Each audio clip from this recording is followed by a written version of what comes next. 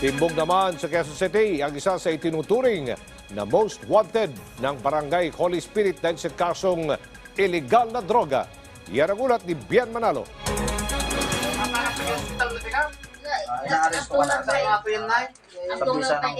Hindi na nakapalagpa ang lalaking ito ng arestuhin at basahan ng sakdal ng mga operatiba ng Quezon City Police District Station 14 dahil sa kasong may kaugnayan sa droga sa Barangay Holy Spirit, Quezon City. September 15 ng kasalukuyang taon nang madakip ang lalaki sa isang drug buy-bust operation matapos mabilhan ng umano'y shabu. Nag-plea bargaining siya doon sa kaso na yun. Ayun, nakapagbigyan siya ng makapag-probation, nakapag-piyansa siya. Subalit hindi siya umattend ng drug dependency evaluation na nire-required ng korte.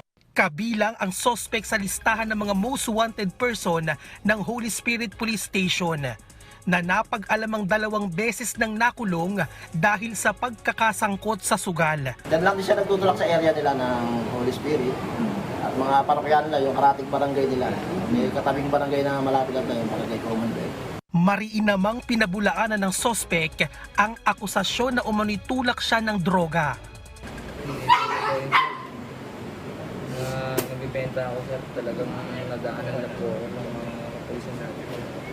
Pero alam mo may warrant of arrest laban sa'yo? Opo.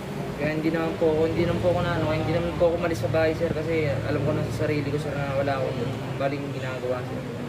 Nasa kustodiya na ng mga otoridad ang suspect at inihahanda na rin ng pulisya ang mga dokumento para sa return of warrant. Bien Manalo para sa bayan.